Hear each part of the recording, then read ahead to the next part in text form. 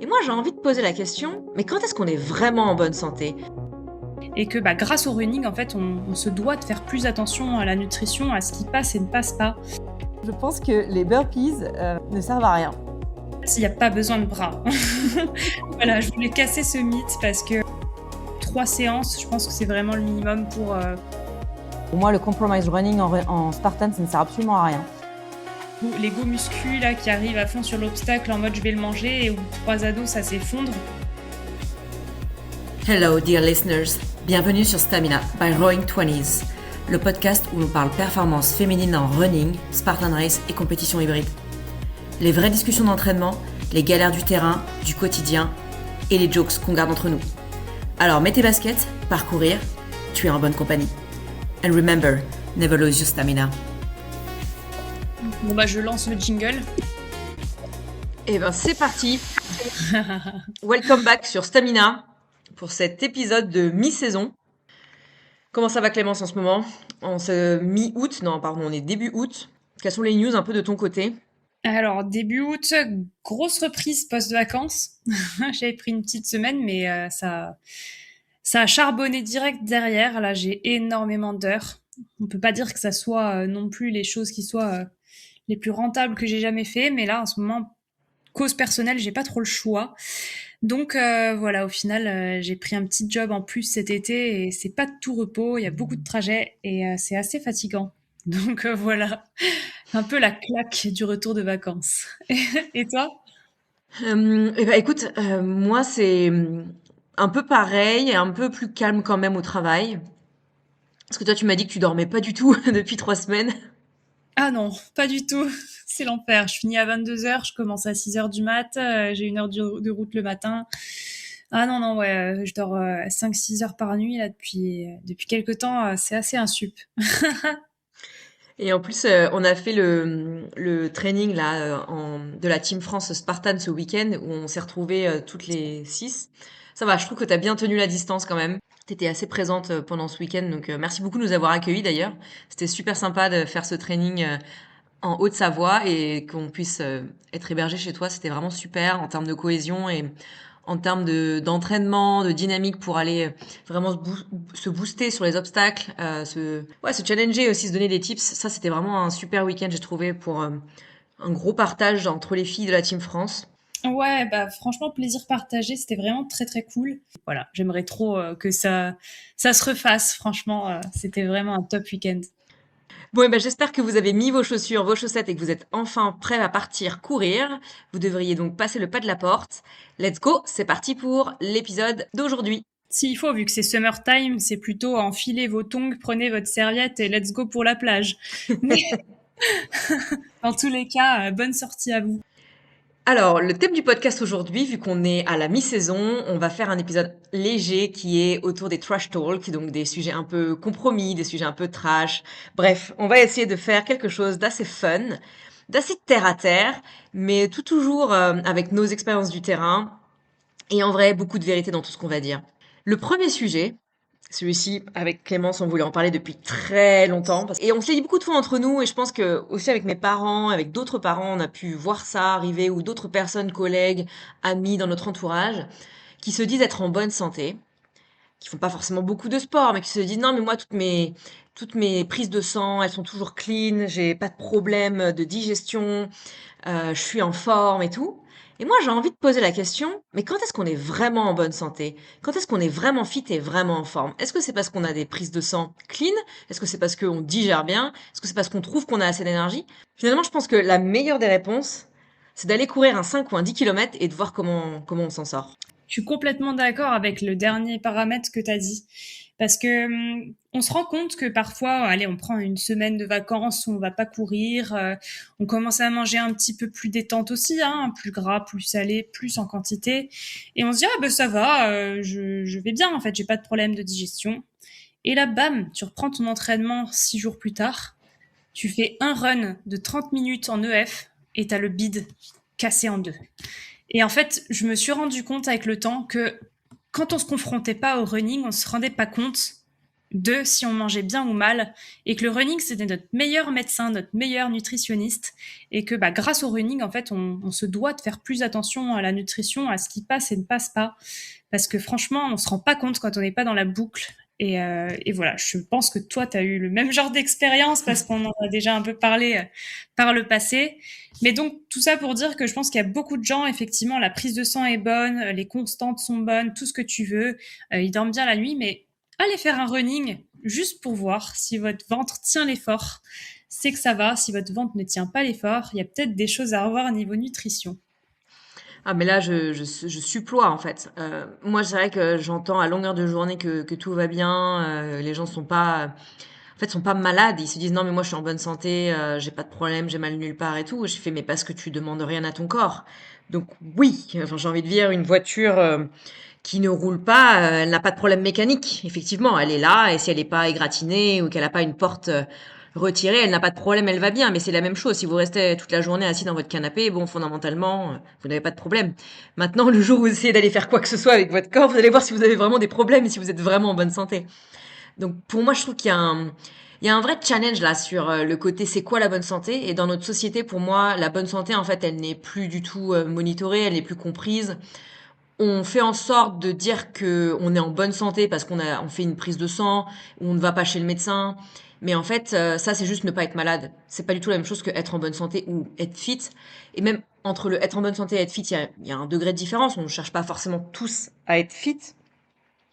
Mais pour moi, il y a un certain degré de fitness, justement, pour être en bonne santé.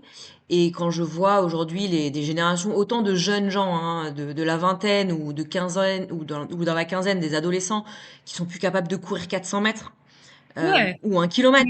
de monter un escalier, hein, quand on voit qu'ils sont essoufflés au bout de 3 étages. Rien que Voilà. fais le tour. Invite des invités chez toi, toi qui habites au 4e étage d'un immeuble Sixième. parisien géant, ou J'habite au 6e, sixième. Il n'y a d'un personne Paris qui arrive à géant. monter les 6 étages sans être essoufflé. C'est pas possible.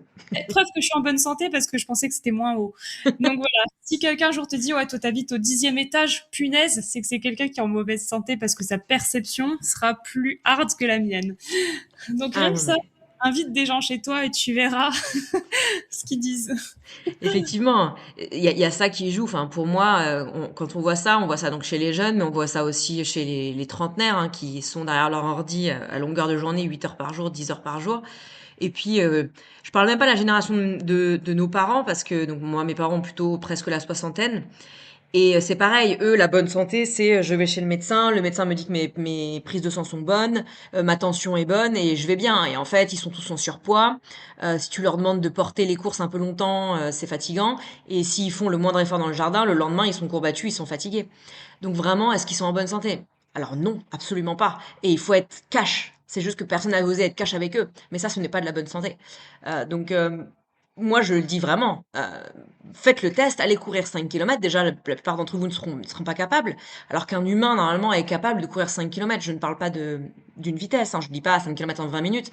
Mais en fait, c'est 5 kilomètres allez, disons, soyons fous, une demi-heure, hein. Ça fait beaucoup, ça fait déjà 10 kilomètres heure. Mais même 35 minutes. Ça, c'est, voilà, être en bonne santé. C'est être capable d'utiliser son corps tel qu'il a été prévu par la nature. Et donc, un humain est censé être capable de courir 5 kilomètres n'importe quand, en fait, sans Oui, problème. au minimum, ouais, c'est Au clair. minimum.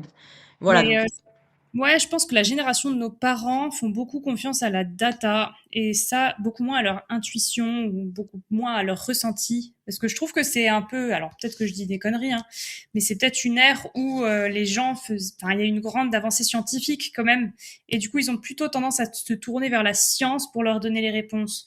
Que nous, on est une génération où on cherche beaucoup plus notre perception, notre intuition, et du coup, on va aller creuser autre que la data. Même si c'est important dans le cadre du running, hein, de se fier aussi à la data pour sa récup, pour sa vitesse ou pour ses entraînements. Voilà, on a quand même une part de nous où on est en quête de notre ressenti, je trouve. ouais, tout à fait, tout à fait, tout à fait. Et ce que je trouve trop intéressant dans d'autres générations et le mouvement sur Insta que j'aime bien, ça va être les personnes plus âgées qui vont avoir 65 ans, 70 ans ou même 75, 80 et qui se remettent au renforcement musculaire par exemple. Moi, je trouve ça génial parce qu'en fait, surtout au niveau des femmes, on se rend compte que les femmes perdent les femmes perdent en densité osseuse en vieillissant, c'est ce qui se passe naturellement, et le renforcement musculaire contrebalance ça, en fait, et permet justement aux personnes âgées de rester plus autonomes plus longtemps. Donc, faire ses courses tout seul, monter ses escaliers si on n'habite pas dans une maison plein pied, euh, réussir à des choses toutes bêtes, soulever quelque chose dans sa maison, déplacer un meuble, déplacer une chaise. Et tout ça, en fait, c'est du mieux vivre plus longtemps. Et c'est pas juste vivre plus longtemps. Moi, je pense vraiment que la qualité de vie, elle est primordiale et c'est plus intéressant, moi, je dirais, de vivre 70 ans en bonne année, en bonne santé. En bonne année. Bonne année! Je pense que c'est plus intéressant de vivre 60, 70 ans en bonne santé que 90 ans en finissant 10 ans en étant un légume, en se levant à peine le matin et en pouvant presque ne rien faire de sa journée. Et je pense qu'il y a vraiment un changement de paradigme à avoir, de dire le but c'est pas de vivre longtemps, le but c'est vraiment de vivre longtemps en très très bonne santé en tant qu'humain, quoi. Donc moi En pleine, j'adore voir des gens qui courent le marathon à 80 ans. ouais, en pleine possession de ses capacités. Et je voulais rajouter un petit truc sur, tu disais qu'on perdait, les femmes perdaient de la densité osseuse. Bah, il n'y a pas que ça qu'on perd, on perd aussi énormément. On a la fonte musculaire aussi, plus on avance dans l'âge. Donc c'est d'autant plus important d'aller faire du renfort. Plus on vieillit, plus il faut faire du renfort pour justement soutenir bah, du coup les os qui sont en train de devenir de moins en moins denses et conserver sa masse musculaire. Et la masse musculaire est en gros un indicateur de bonne santé et un indicateur aussi de jeunesse. Donc des fois quand tu fais les tests, je me suis amusée d'ailleurs à le faire cette année, de regarder son âge biologique avec la balance qui mesure sa masse musculaire et tout ça. Et ben j'ai 16 ans. J'ai 16 ans, c'est génial. Je suis même pas majeure en termes de corps en fait. Donc c'est juste incroyable. Après voilà, évidemment, ça mesure que ça. J'ai peut-être pas 16 ans au niveau du foie, j'ai peut-être pas 16 ans au niveau du cœur, mais en tout cas au niveau de la masse musculaire, mon corps est comme quelqu'un de 16 ans. Donc je trouve ça génial et donc preuve que ça fonctionne. Donc n'hésitez pas à continuer à manger de la protéine quand vous vieillissez et continuer le renforcement musculaire sans devenir strongman, hein, mais d'en faire chaque semaine 3 séances. Je pense que c'est vraiment le minimum pour vieillir en bonne santé. Amen. Et bah moi, j'ai envie d'aller titiller un peu les gens qui sont sportifs de différents sports. Moi, tu vois, je trouve que quelqu'un qui fait que du renfort, que de la muscu, bah, finalement, il est pas fit. Ah, tu vois, quelqu'un qui est pas capable de courir 5 km, même 3 km parce que bah, juste il a trop de muscles, et bah, ça, pour moi, finalement, c'est pas fit, c'est pas en bonne santé. C'est trop dans l'autre côté de la muscu. Et Et ça, c'est mon inversement. premier point. Et inversement, quelqu'un qui sait que courir et quand tu lui demandes de porter une valise, il appelle le service voiturier. Bon, il y a un petit problème aussi dans l'équation. Exactement, mais c'est vrai ça. Je sais pas qu'est-ce que les gens en diraient, mais pour moi, tu vois, si je devais vraiment mettre une barrière et être très cash, en gros, les gens qui sont pas capables de courir 10 km en 1h10 ou moins, pour moi, ils sont pas fit. Alors, faut le faire déjà 10 km, hein, mais en vrai, voilà, pour moi, c'est ça, 10 km moins d'1h10. Et je suis gentille parce que si j'étais vraiment méchante, comme j'aime bien l'être, pour moi, c'est 10 km en 1 heure, et les gens sinon sont pas fit. Bah, je pense que de toute façon, quand on dit fit, c'est quand même être sportif. Et pour moi, je pense que courir 10 km en 1 heure, c'est sportif. Enfin, c'est le minimum du sportif. Donc, moi, je te trouve pas trop méchante en me disant, OK, au-delà d'1 heure. Après, on peut peut-être faire une différence pour les hommes et pour les femmes. Peut-être dire pour les hommes 55 minutes et pour les femmes 1h05. Ça me paraîtrait cohérent. Et sinon, c'est que t'es pas fit, c'est que t'es amateur sportif en début de carrière, peut-être. Mais tu deviendras fit si tu continues comme ça. T'es un peu trop gentille. Non, moi je suis pas d'accord. Moi vraiment, c'est justement, c'est que pour moi, c'est pas une question d'être sportif ou pas en fait. Un humain qui s'entretient, qui est en bonne et due forme, je sais pas, c'est comme si je comparais un humain à un cheval, on va dire, mais voilà, c'est vraiment l'idée, c'est de se dire en fait pour moi un humain, il est capable de courir un 10 bornes en 1 heure parce que dans ses capacités d'humain de base depuis qu'il est né, il est capable de le faire. Alors il y a la côté endurance qui joue un peu, mais moi ce que je veux vraiment mettre ici comme message, c'est qu'en fait on n'est plus du tout des humains adaptés à être un humain, quoi. On est des humains sédentaires et donc on a complètement perdu les capacités d'être en vraie bonne santé comme on le définirait pour un humain, quoi. Si je devais, entre guillemets, mettre les humains au même niveau que d'autres animaux. Et voilà. Mais moi, j'aime bien être assez, comment dire, assez trashy sur cette question-là parce que j'ai un parti pris, une opinion assez forte sur ce truc-là. Mais voilà, je sais que ça ne peut ne pas être partagé par tout le monde. Mais ça soulève une deuxième sous-question, c'est que, tu vois, tu dis on est fit, par exemple, à partir de courir 10 kilomètres en moins d'une heure. Moi, perso, je cours 10 kilomètres largement en moins d'une heure et je me sens pas toujours fit, tu vois. Pourtant, dans les datas de Camille Sayo, je rentre dans la case fit. Mais est-ce que, du coup, être fit, c'est pas aussi une question mentale? Parce que du coup, je pense que c'est aussi une question de morphologie. Moi, j'ai toujours un corps où je suis pas très fine, quoi. J'ai toujours eu tendance à faire de la masse, à faire un peu de gras. Enfin, voilà, je suis pas fine, je suis pas légère, quoi. Donc, je me sens pas fit. Pour moi, il y avait quand même un côté être fit égal à avoir un corps sec. Ça, c'était vraiment ma définition personnelle. Et j'ai jamais eu un corps sec, à part quand j'ai perdu 3-4 kilos l'an passé, quand j'ai pas pu manger à cause d'un souci aux dents. Mais je rentre quand même dans la case du peut mieux faire, tu vois, j'ai envie de dire. Et je pense que de l'extérieur, peut-être les gens aussi, ils doivent se dire, ah ouais, Clémence, elle est pas fit, qu'est-ce qu'elle fout là? Comment elle en est arrivée à là avec un tel corps? C'est ce que je pense que les gens pensent sur moi, tu vois, si on veut aller dans le trash et dans la vérité. Ouais, là, tu passes dans un autre domaine. C'est-à-dire qu'on n'est plus dans une histoire de population générale et de c'est quoi être en bonne santé. C'est vraiment plus sur le côté comment est-ce que, après, d'un point de vue mental et d'un point de vue personnel, justement, tu te sens fit. C'est-à-dire que moi, j'ai mis une donnée très arbitraire, euh, blanche ou noire, quoi. Soit tu cours 10 km en moins d'une heure, t'es fit, soit tu ne l'es pas.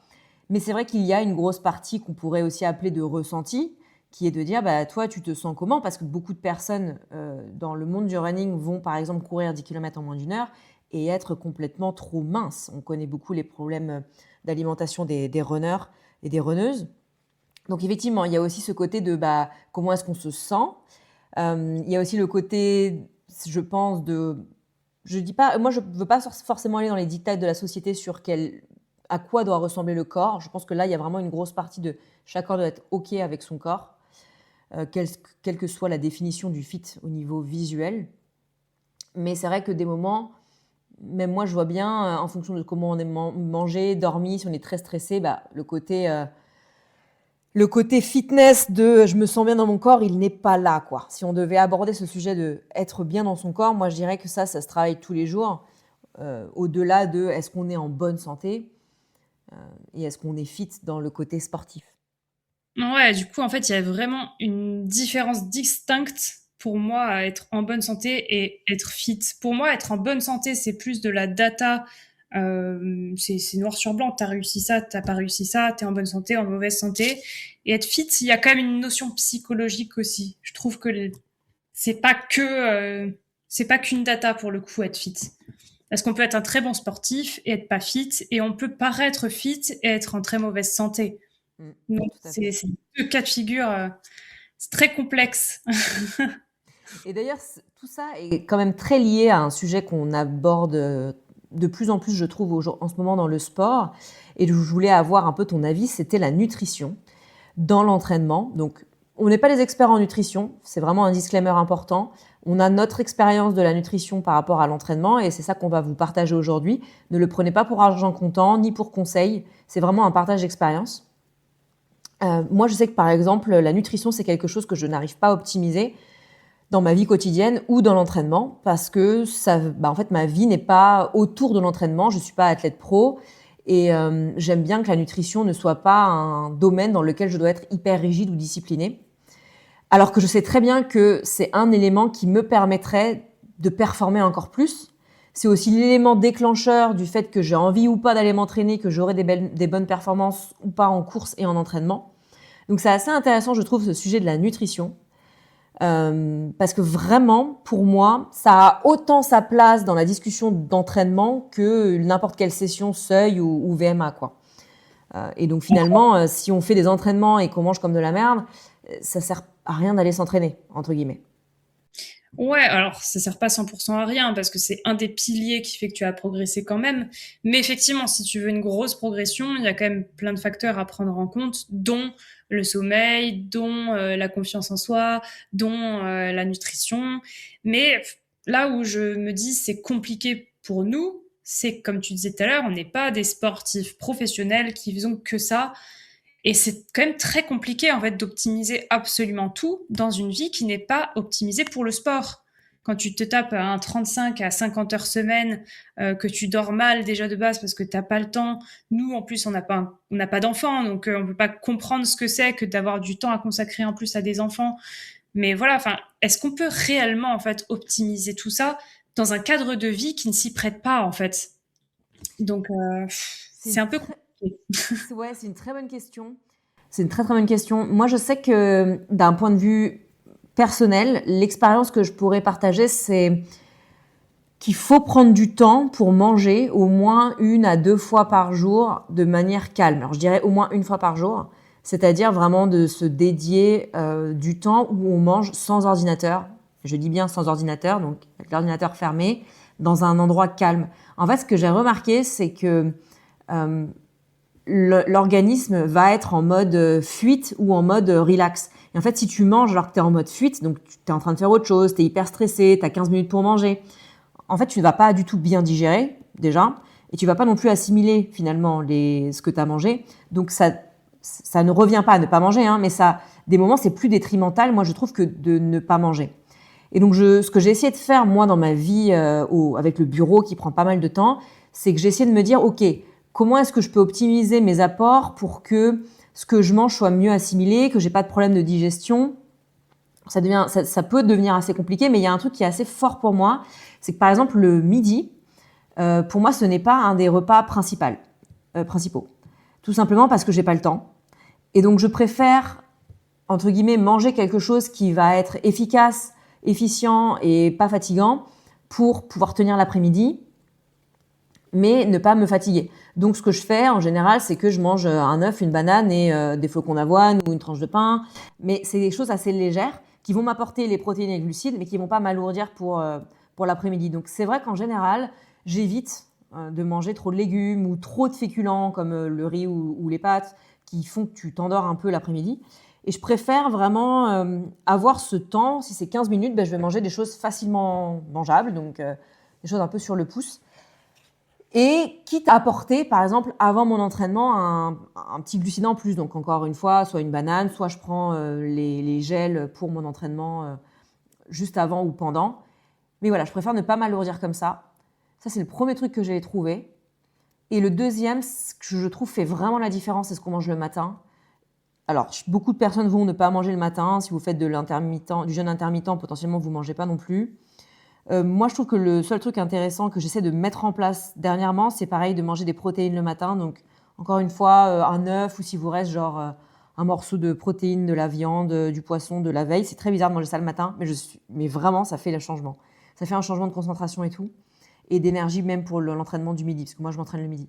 Et c'est ça qui m'a permis, entre guillemets, qui me permet de mieux m'alimenter, parce que j'ai vraiment eu une période où je mangeais que du sucre et où je mangeais que du sucre le matin parce que je mangeais des petits déjeuners flocons d'avoine, des fruits, du lait d'amande, donc que vraiment du sucre rapide. Et le midi, je mangeais pas non plus parce que j'avais pas le temps, donc je remangeais un peu pareil, des fruits ou des petits gâteaux, voilà. Et ça, c'était vraiment catastrophique. J'arrivais le soir, j'avais trop faim en fait, parce que j'avais jamais vraiment mangé la journée. Donc là, j'essaie de me dire, je prends au moins une protéine, quelle qu'elle soit, même si c'est bizarre de manger des œufs le matin ou un morceau de poisson. J'ai commencé à manger du saumon fumé le matin. Des moments, même le midi, je me fais la plaquette de saumon fumé au bureau, je l'ouvre et je mange que ça avec une banane. C'est sûr que les collègues trouvent que c'est bizarre, mais en fait, pour moi, ça m'apporte vraiment ce dont j'ai besoin, les protéines et le glucide juste après l'entraînement. Et c'est pas très lourd à digérer. Donc ça, c'est mon expérience, certes un peu spécifique, mais quand je fais des horaires pas possibles au bureau et que je dois quand même caser 1 heure à 1 heure et demie d'entraînement le midi et potentiellement encore 1 heure le soir, ça, c'est ce qui me permet de tenir, quoi. Je sais pas ce que tu en penses, toi, Clem. T'as oublié ton kiwi et ton carré de chocolat noir. Je connais par cœur tes repas. Voilà, je mange aussi, voilà, je rajoute toujours un kiwi et un carré de chocolat noir. En fait, le kiwi, c'est hyper bon comme fruit. C'est facilement digérable. On peut manger un kiwi et aller courir après. Et carré de chocolat noir, je le mange soit à 50%, soit 70%. Et pareil, c'est relativement énergétique sans être trop sucré. Vraiment, moi, je déconseille le lait. C'est encore des opinions, je suis pas nutritionniste, mais moi, vraiment, le lait, en fait, on n'est pas fait pour prendre du lait. Donc, moi, je mets ça hors de mon champ de vision et je me sens beaucoup mieux, quoi. Ouais, ça dépend des gens, parce que du coup, moi, je tolère hyper bien le lait. Et il y a une période aussi où je faisais fromage le matin. Mm. Et en vrai, ça relie ce que tu disais tout à l'heure pour la protéine, et c'est un truc qui me correspondait vraiment assez bien. Donc non, mais en fait, ça dépend vraiment des gens, de leur organisme. Moi, le lait, c'est OK, tu vois. Et sinon, je rejoins sur le fait de manger du poisson aussi le matin. Mon compagnon, lui, il ouvre carrément la boîte de maquereaux ou de sardines le matin, alors que Voilà. encore au lit et qu'il y a l'odeur, ça me donne pas spécialement envie d'aller à table. Et je crois que lui, il y trouve son compte, donc voilà, c'est plutôt pas mal.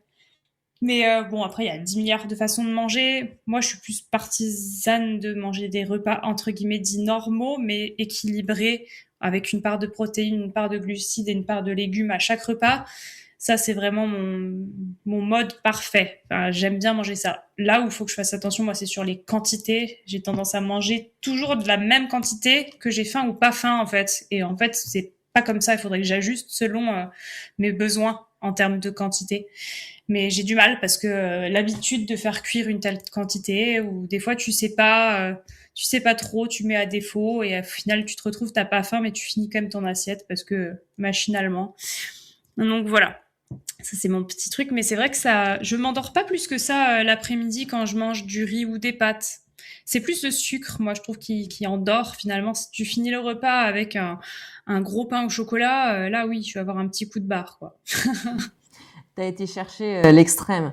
Je pense que les deux font s'endormir. Il y a une espèce de difficulté à digérer certains carbs, certains féculents, je vais y arriver.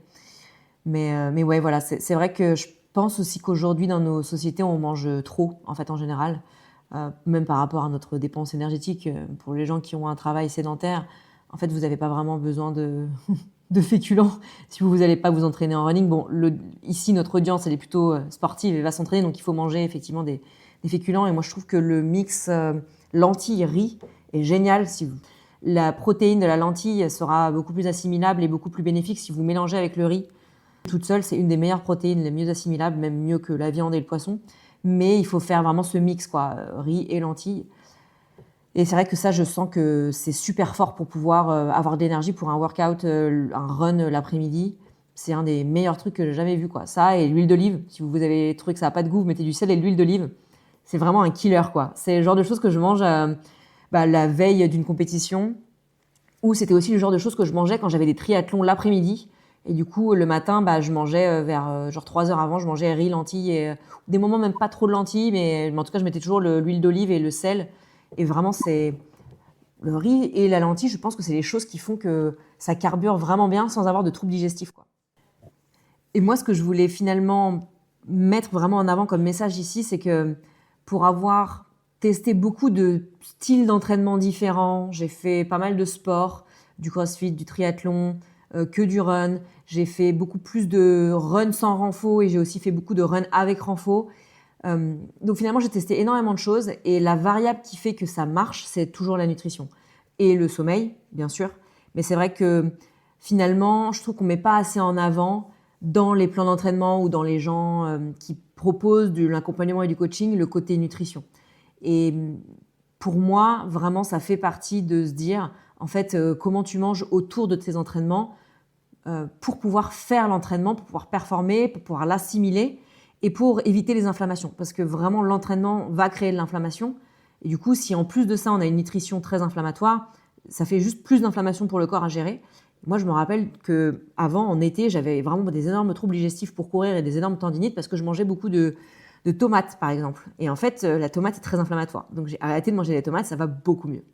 C'est un exemple, certes très trivial, mais réfléchissez à vous ce qui, dans votre alimentation, pourrait être vraiment très inflammatoire. Ça, c'est dommage, c'est tellement bon les tomates. Voilà, mais disons qu'il faut les manger en quantité raisonnable et non pas à chaque repas avec 500 grammes de tomates à chaque fois. Ouais, voilà, c'est peut-être ça. De toute façon, tout est comme ça dans la nutrition. C'est une question aussi de quantité. Combien ton corps peut tolérer de quoi et d'éviter les abus. Ça, on nous le dit depuis qu'on est tout petit. C'est pas une surprise, mais on a tendance, quand on aime quelque chose, à faire quand même des abus parce que psychologiquement, ça nous fait du bien. Donc oui, Clément, je veux bien qu'on lance le prochain sujet Trash Talk. Celui-ci, il va faire parler dans les chaumières. On va parler des mythes autour de la Spartan Race et de tous les sujets qui sont très, très, très, très discutés. Bah, du coup, ce sujet, justement, il est un peu en train d'évoluer. Le sujet dont on va parler, c'est la différence entre âge groupe et élite. Et c'est vrai qu'en ce moment, les règles sont en train d'être un peu bousculées parce qu'ils sont en train de créer, en gros, une licence élite sur qualification par rapport aux résultats. Il faut faire un top 15 sur le scratch d'une compétition, âge groupe et élite confondus, pour pouvoir se qualifier. Mais jusqu'à présent, il n'y avait pas besoin, on s'inscrivait dans ce qu'on voulait.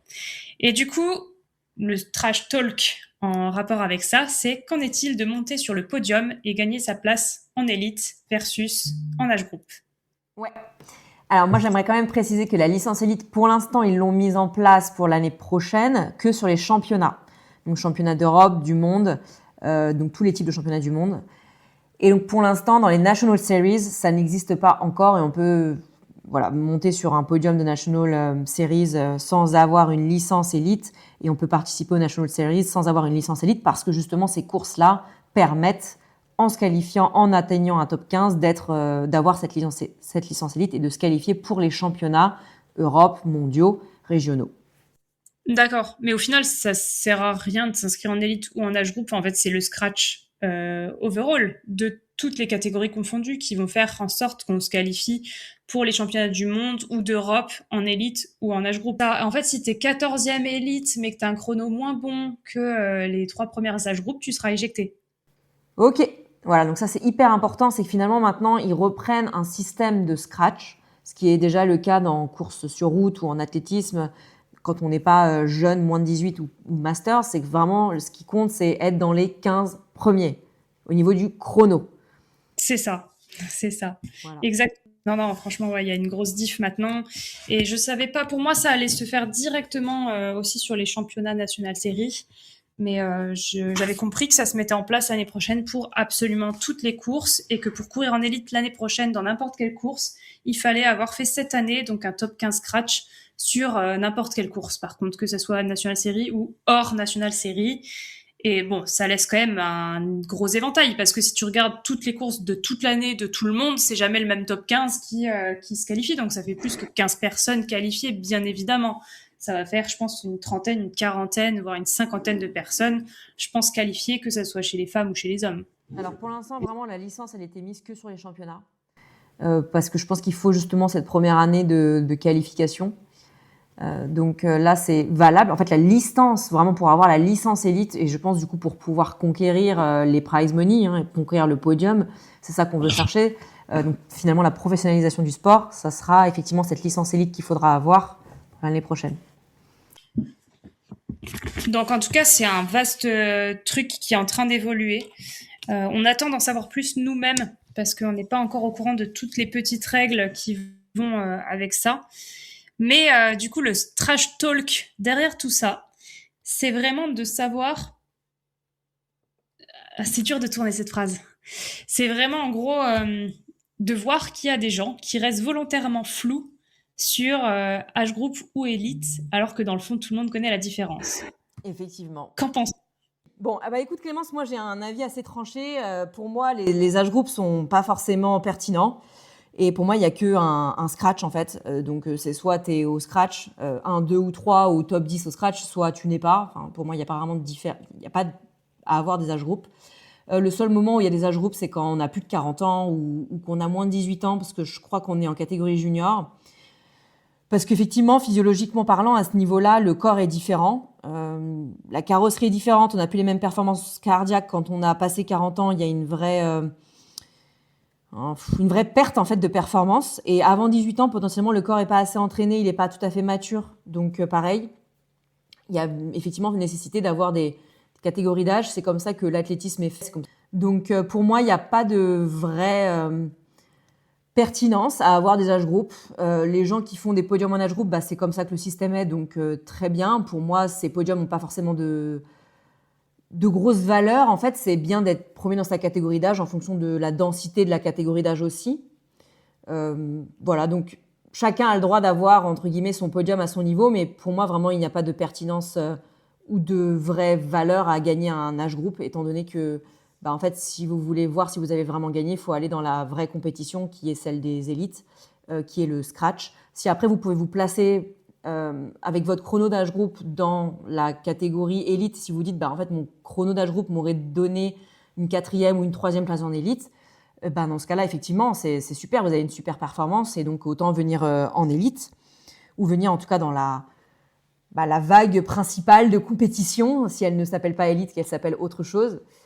Voilà, pour moi, ça, c'est vraiment le plus important. On voit d'autres franchises qui peuvent mettre en place d'autres systèmes, mais vraiment, pour moi, il n'y a que le scratch qui compte.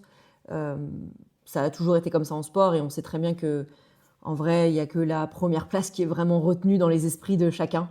Quand il y a n'importe quelle compétition, finalement, on se rappelle de qui c'est qui a gagné. Là, à Morzine, tout le monde va se rappeler des 2 premiers. Les autres, les 2 et 3, finalement, déjà ont moins d'importance. Et alors, quand on quitte, pour moi, l'élite ou la course principale, ou même le podium, finalement, on s'en fiche un peu d'être 4, 5 ou autre, quoi. Et toi, Clémence, qu'en penses-tu? Ouais, alors moi j'ai quand même fait partie de l'âge groupe l'année dernière, donc je vois un peu pourquoi aussi les gens le font.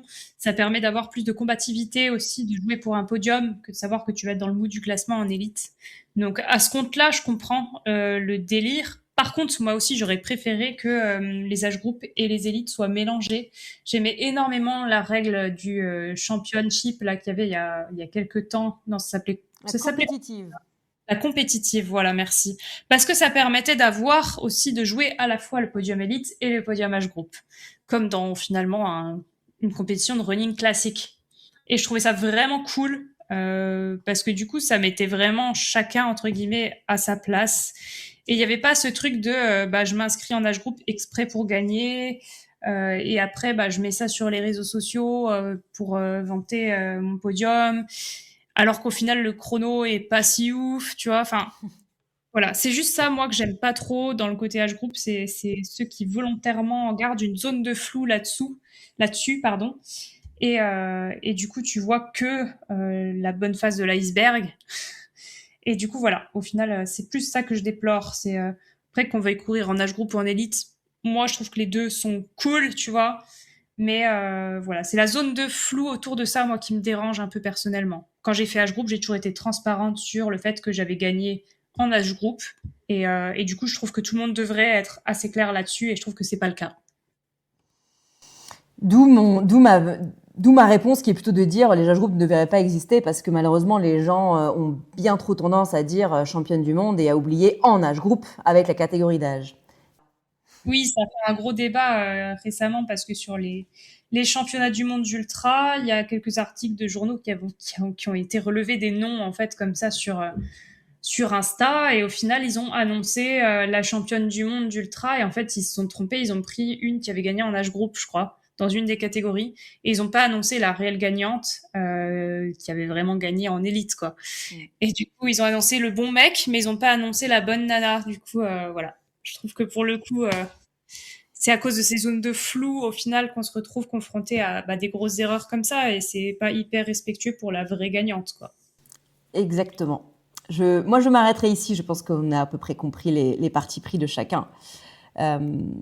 J'aimerais qu'on passe sur le prochain, qui est un sujet qui me tient aussi à cœur, je dirais, en tant que personne qui aujourd'hui cherche à entraîner des gens et je monte un club et j'aimerais vraiment accompagner des gens l'année prochaine sur l'entraînement à travers voilà, une formation que je vais faire et puis pour avoir le diplôme. Et puis, bien sûr, moi, c'est vraiment une passion que de trouver des axes d'entraînement. Donc le sujet, c'est les entraînements spartanes qui servent à rien pour performer. Bien sûr, c'est pour performer. C'est ça qui est intéressant. C'est comment est-ce qu'on fait pour progresser et performer. Et il y a certains entraînements, je dois dire, que pour moi, sont vraiment complètement inutiles. Comme l'acharnement au burpee, par exemple. C'est pas moi qui l'aurais dit, mais effectivement, je pense que les burpees ne servent à rien. C'est pas ça qui fait progresser en Spartan. Les burpees servent dans l'entraînement, mais ne vous feront pas progresser, quoi. En tout cas, ça, moi, je peux en mettre ma main à couper. Oui, c'est clair. Franchement, après, effectivement, si tu fais de l'open et que tu penses que tu vas rater tous les obstacles et que tu veux moins subir ta course, tu peux t'entraîner aux burpees parce que tu vas en avoir de toute façon. Et si tu veux faire la course dans les règles de l'art, si tu tapes vraiment les 30 burpees à chaque obstacle de suspension que tu rates, autant s'entraîner pour les burpees, j'ai envie de te dire. Mais effectivement, si le but c'est quand même de réussir les obstacles et ou d'être performant en âge groupe ou en élite. Là, pour le coup, les burpees sont vraiment beaucoup moins essentiels, sachant que nos pénalités sont des boucles.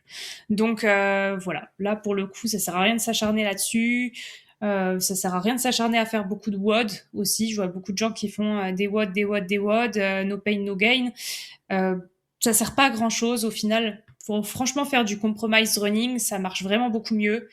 Et c'est vraiment ça qui va faire qu'on peut performer ou pas dans un sport hybride comme la Spartan Race.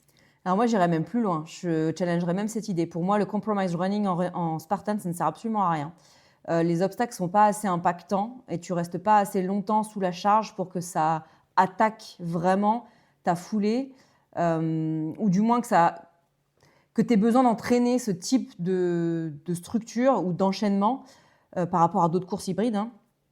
Et donc pour moi, en fait, si on veut vraiment performer et progresser, le mieux, c'est de travailler le running à fond d'un côté et de travailler très spécifiquement les obstacles, travailler très spécifiquement le porté, puis l'obstacle de grip enchaîné. Mais vraiment, pour moi, mixer les deux, même du compromise running où on va faire du 400 mètres et avant, on va avoir fait des fentes, puis après 400 mètres burpees, ce type de workout, c'est vraiment, pour moi, inutile en fait. Ça ne permet pas vraiment de progresser. Pas en Spartan. Pas en Spartan, tout simplement parce que la plupart des courses sont relativement longues et c'est 90-95% du running. Sur une sprint, à la rigueur, je vois pourquoi est-ce qu'un enchaînement est effectivement enchaîner et avoir un rythme de course complètement saccagé, donc saccadé, avec des portées, du grip, puis du running. Ça a un peu plus ça va avoir effectivement une importance et un intérêt d'entraîner ces enchaînements-là. Mais à part ça, on ne fait pas tant de sprint que ça. Même en sprint, vraiment, si on faisait que du sprint, enchaîner des fentes et du running, et puis des burpees et du running, très peu pertinent en tout cas de mon point de vue pour progresser, pour performer en Spartan. Ouais, alors je disais ça dans le sens par rapport à un WOD. Je trouve que c'est plus pertinent de faire un compromise running si t'aimes justement bosser le côté hybride. Après, personnellement, moi aussi, je sépare le running des obstacles. Mais à la base, ça m'a quand même bien aidé en tout début, entre guillemets, d'entraînement pour les Spartans, de faire du compromise parce que ça m'habituait en fait à passer d'un truc à l'autre. Et je pense qu'au final, toi, t'as quand même bossé ça aussi en faisant un peu de CrossFit. C'est vrai que si t'as pas l'habitude et que t'as l'habitude que de courir, le compromise est intéressant dans le sens où il faut habituer le corps à passer d'un effet à l'autre. Je sais pas si tu vois ce que je veux dire. Ouais, Et c'est tout plus à fait. ça aide quand même le mental et le corps en fait à accepter des gros changements plutôt que d'aller taper un fractionné. Finalement, je trouve que ça a quand même sa place. Moi, je tiens vraiment ma position. Je dirais que effectivement, si on vient du running pur, je suis d'accord avec toi. Potentiellement, on n'a pas l'habitude d'enchaîner des exercices différents, et donc on n'a pas l'habitude de courir en étant pas ultra frais. Et ouais, je suis d'accord avec toi. Ce qui peut être intéressant, c'est d'en faire peut-être une session par mois, vraiment, ou peut-être une toutes les 2 semaines au début, à la rigueur, mais vraiment sur des enchaînements relativement longs, donc plutôt du 800 mètres, et ensuite aller faire un passage de monkey bar, ou à la rigueur porter quelque chose sur 200 mètres. Mais vraiment, moi je dirais l'essentiel, c'est de se concentrer sur les deux séparément, ou dans sa session force, se dire ok, je vais à la salle, je fais 100 mètres ou 200 mètres sur le tapis, et puis je vais faire mon enchaînement de renforcement musculaire, quoi. Ouais, c'est quand même intéressant, un petit peu. En tout cas, moi, je dirais pas une fois par mois, je dirais quand même un peu plus, tu vois. Je dirais aller une fois par 10 jours, c'est quand même bien d'avoir quand même ce petit côté hybride quand même dans ta pratique. Franchement, ça aide à désensibiliser le corps à ces chocs de changement. Et tu l'as, toi, cet entraînement? Parce que moi, vraiment, comme tu l'as dit, je ne l'ai plus. Pour moi, il n'est pas intéressant, à part potentiellement peut-être 3 semaines ou un mois avant la grosse échéance. Je vais faire ce petit exercice, enfin, cette session de 30 minutes, où le but, ça sera de travailler les enchaînements. Mais je ne le fais pas dans ma préparation à l'année, hein. Ouais, alors je le faisais beaucoup au début, mais maintenant je le fais surtout l'hiver pour préparer d'autres compétitions que quand il y a un peu moins de Spartan. Donc finalement, je l'ai encore intégré dans mon entraînement, mais effectivement l'été j'en fais beaucoup moins. L'été, je vais beaucoup plus faire du trail, et l'hiver, par contre, je vais faire un peu de compromise, quoi. Ouais, une fois par semaine en général. Et je crois, Clémence, que tu as un autre mythe que tu voudrais débunk, qui est celui de la suspension.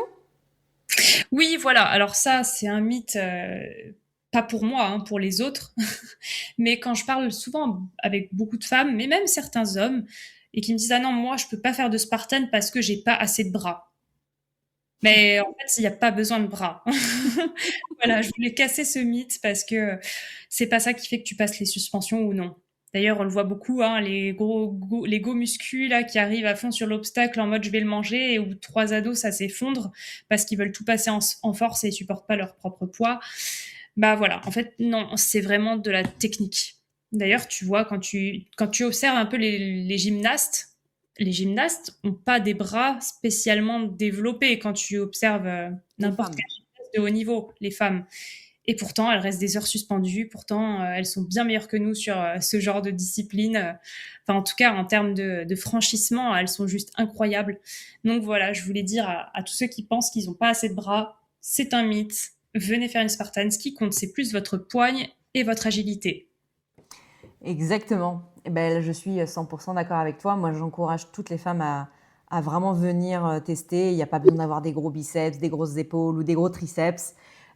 Effectivement, un peu de grippe, je pense. Et puis, beaucoup de techniques. Clémence, tu nous as montré effectivement la technique. Tu nous en as parlé sur avoir le balancier des hanches. Et c'est ça qui va venir conduire, driver votre bras et même contrebalancer votre potentiel manque de grippe. Exactement. Voilà, ce mythe est cassé. Donc maintenant, plus aucune excuse. On veut voir plein de femmes sur les obstacles. On n'a pas besoin d'avoir des gros bras. Donc, vous garderez votre silhouette féminine d'après les mythes toujours Voilà. féminins. Bon, du coup, on a fait pas mal de trash talk sur des sujets divers et variés, mais maintenant, j'aimerais bien, toi, Camille, te tester à quelques trash talk personnels que j'ai concoctés pour toi, sous forme de fire question. Ah là là là là, ça j'étais sûre. J'étais sûre que tu allais me concocter un petit menu spécifique trash talk. Bon, vas-y, je suis prête. C'est clair, t'as pu y échapper les 2 derniers podcasts parce qu'on avait des invités de taille. Donc c'est elle qui aurait répondu aux questions, mais là, vu que t'es seule avec moi, tu n'as pas le choix. Allons-y. Alors, la vie se révèle bien plus dans les grilles qu'en noir et blanc, sauf pendant nos rapid fire questions. C'est l'un ou l'autre, jamais de ça dépend. Question numéro 1. Tu préfères des arbitres qui donnent 100 burpees au moindre orteil mal posé ou des arbitres qui ne voient absolument rien de la journée et où tout le monde triche? Tout le monde triche. Oui, parce que toi, t'as pas besoin. Tu gagneras même si tout le monde triche. C'est ça. À peu près. Non, c'est parce que sinon, moi, je vais me taper sans burpees, c'est sûr, parce que j'aurai un orteil mal posé. J'ai pas assez de flexibilité des orteils. Bon, après, tout le monde, c'est après les 100 burpees, quoi. Mais effectivement, mais moi, je déteste tellement la triche que c'est presque plus tentant de choisir les 100 burpees. Question numéro 2. Celle-ci, elle est un peu plus psychologique. Tu préfères quelqu'un qui poste sur Instagram « J'ai gagné alors que j'étais en EF après une course, mais il était le seul dans sa catégorie » ou quelqu'un qui trouve toujours une excuse quand il perd? Qu'est-ce qui est le plus insup? Je sais pas. Je pense que je préfère quelqu'un qui trouve toujours une excuse quand il perd. J'ai gagné alors que j'étais en EF, alors dans une course où il est tout seul dans sa catégorie. En fait, si t'es tout seul dans ta catégorie, t'as rien gagné. Enfin, voilà. Ouais, mais ça, il va pas le dire. Toi, après, en faisant tes recherches, tu le sais, mais Ouais. mais voilà. Mais moi, je Donc, préfère quelqu'un qui, ouais, voilà, qui trouve une excuse quand il perd. À la rigueur, j'ai envie de dire, il peut travailler sur le fait de voir où est-ce que lui peut faire quelque chose pour s'améliorer. Pour quelqu'un qui dit qu'il a gagné alors qu'il est tout seul, il a pas gagné du coup. Il est juste tout seul. troisième question. Tu préfères un concurrent qui se donne, mais rate un obstacle, mais ne fait pas sa pénalité, ou un concurrent qui fait exprès de rater l'obstacle parce qu'il sait qu'il est plus rapide sur sa pénalité? Ah. C'est dur aussi, ça. Stratégiquement parlant, faire exprès de rater l'obstacle parce qu'il est plus rapide sur sa pénalité, ça s'explique tout à fait. Ouais. Sportivement parlant, peut-être plus le premier. Il s'est donné, il a raté, mais même pas parce qu'en fait, il fait pas sa pénalité.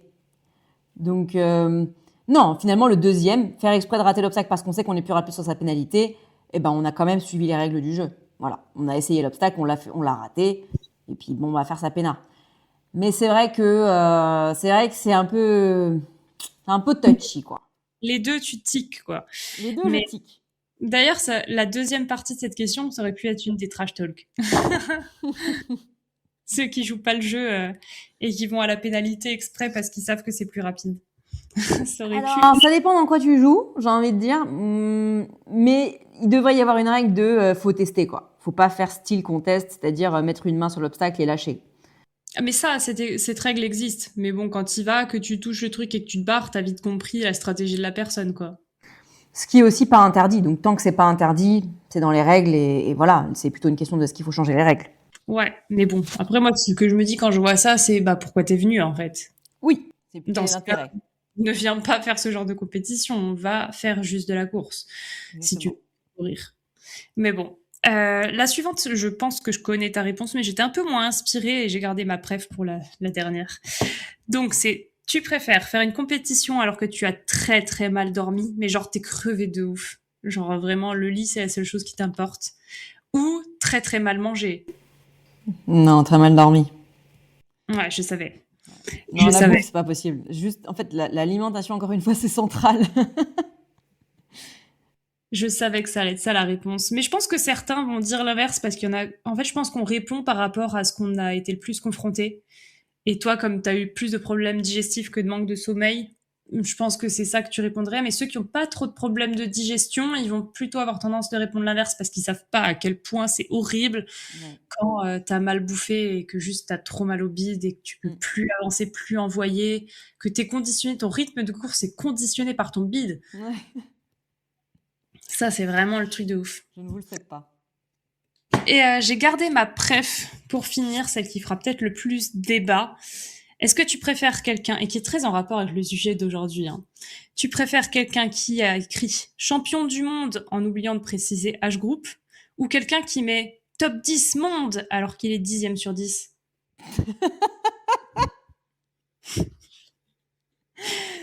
Alors, on va revenir sur le fait que la vie se révèle bien plus dans les gris qu'en noir et blanc, là, parce que, en fait, l'un comme l'autre, c'est tous des zéros, en fait.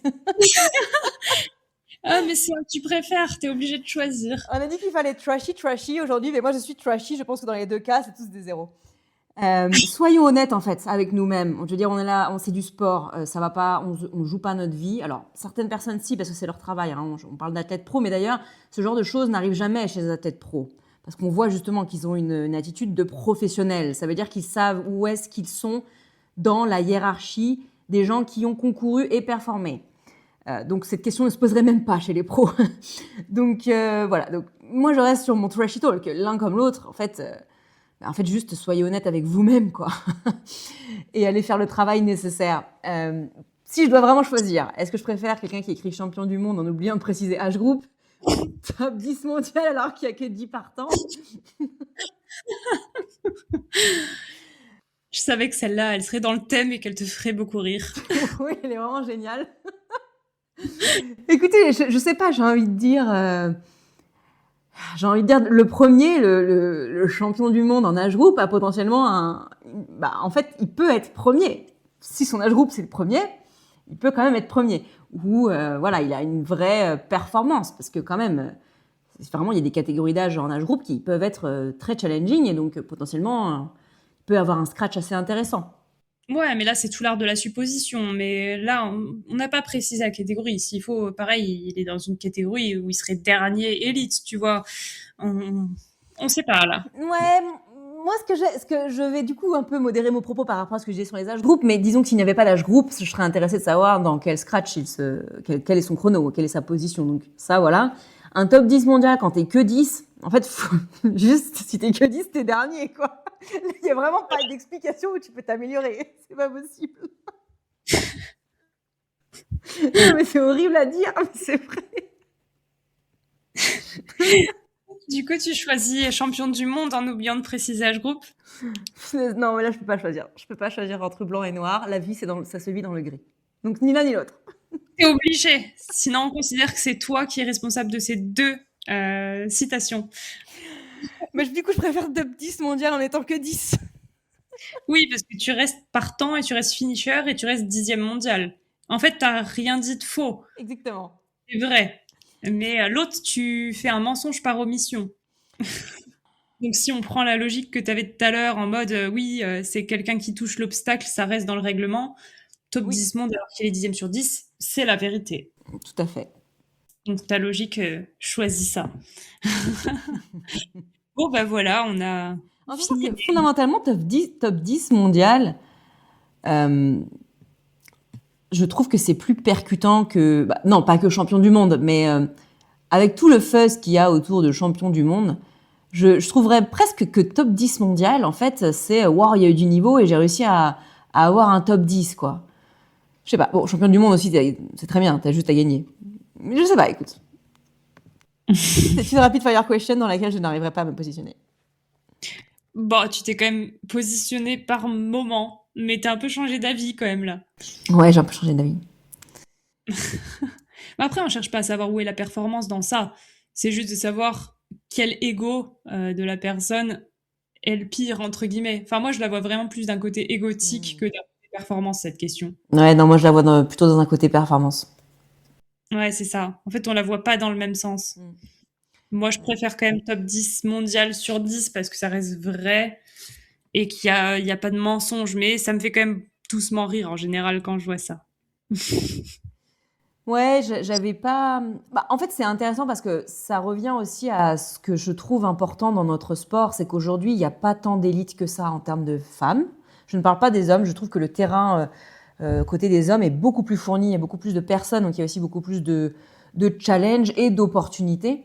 Mais c'est vrai que quand sur une ligne de départ, il y a 5 ou 10 femmes dans une course Spartan en élite, première place reste une première place, reste effort et reste une performance, parce que bah oui, voilà, on est quand même arrivé devant les autres concurrentes. Mais c'est vrai quel est le niveau de performance quand le field, en fait, les concurrentes ne sont que 5. Voilà, c'est ça la question qu'il faut se poser. C'est une question les âge groupes, c'est que faire un podium, être 1, 2 ou 3, alors qu'il n'y a que 3 concurrentes, bon, qu'est-ce que ça veut vraiment dire? C'est pour ça que je trouve que ce qui est intéressant, c'est vraiment de se positionner dans une masse et par rapport à soi-même. Potentiellement, si déjà on est arrivé que 4e ou 5e, mais qu'en fait la densité et le niveau des concurrentes était plus élevé. Parce qu'en ce moment, il y a vraiment un niveau plus élevé, moi je trouve en Spartan ou sur d'autres compétitions hybrides qu'on va se développer. Je trouve que ça vaut le coup de dire, mais en fait, moi je suis toujours dans les 10-15 premières mondiales, alors en sachant que la densité du terrain, elle a Augmente. augmenté, que le niveau a augmenté, donc j'arrive à me maintenir, quoi. Donc c'est ça que je Ouais, trouve intéressant. tout à fait. Mais on le voit cette année, hein, les départs sont plus fournis. Voilà, quand tu vois qu'on était même plus de nanas que de mecs sur le départ élite aux courses en Suisse. Enfin, franchement, il y a des choses qui bougent, tu vois, je trouve. Ouais. Moi, je trouve ça vraiment chouette. Et ça s'est renouvelé à nouveau Morzine. Enfin, on était aussi une quinzaine sur le départ élite, donc avec potentiellement des âges groupes qui auraient pu conduire en élite aussi. Courir en élite. Donc franchement, ça se voit que la densité est là, elle est en train d'arriver petit à petit. Voilà, moi, ça me fait très plaisir.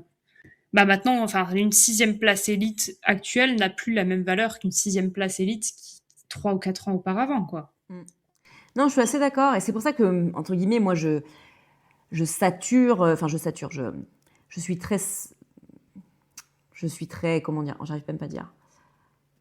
Je suis plutôt critique vis-à-vis des âge groupes, c'est que je pense que vraiment, beaucoup de personnes en âge groupe mériteraient d'aller en élite, qu'une course élite ou vraiment avoir juste de la densité et plus de personnes offre aussi des opportunités de se placer, quel que soit le niveau qu'on a le jour J. Chacun a un niveau différent le jour J.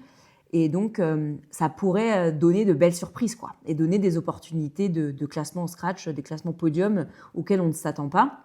Et puis même, en fait, moi, je serais toujours grosse fervente de dire, allez, les femmes, venez en élite, ça veut dire juste venez concourir dans la catégorie qui est là pour vraiment taper les meilleurs perfs, aller chercher de la performance, se confronter aux meilleurs, faire aussi le parcours avec les meilleurs et potentiellement, oui, certes, l'après-lia avec, mais tout le bon environnement qu'il y a avec, c'est-à-dire finalement, les obstacles sont vraiment propres, on ne fait pas la queue aux obstacles, il n'y a pas non plus les hommes des âge groupes, donc il y a plein de choses comme ça qui qui, moi, me font dire de venir en élite et de pas rester en âge groupe parce que vraiment, c'est une belle opportunité de juste faire la course dans les meilleures conditions, quoi. Oui, et je pense que c'est un peu ce qu'ils essayent d'induire avec ce fameux pass élite qui est sur qualification du top 15 scratch. Je pense que c'est pour valoriser l'élite et donner envie aux gens parce que du coup, il y a un réel enjeu maintenant à être en élite, c'est j'ai obtenu ma qualification. Je pense que c'est ce qu'ils essayent. C'est que là, pour l'instant, il n'y a pas spécialement de mérite à être 10e élite parce que au final, bah, tu peux t'inscrire, il peut y avoir que 10 personnes. C'est un peu comme la dernière question des Fire, tu vois. Tu peux être 10e élite sur 10, tu vois. Mm. Mais s'il y a une réelle qualification, si t'as entre guillemets pas le niveau d'être là, maintenant tu ne pourras pas être là. Donc ça rend le challenge du coup intéressant parce que il y a une carotte à la clé. C'est est-ce que je vais réussir à avoir ma qualification en élite? Est-ce que j'ai le niveau pour recevoir mon pass? Et du coup, ça, dans la tête des gens, ça va faire évoluer parce que du coup, élite, ça sera des gens qui auront eu leur qualification et puis genre une catégorie par choix.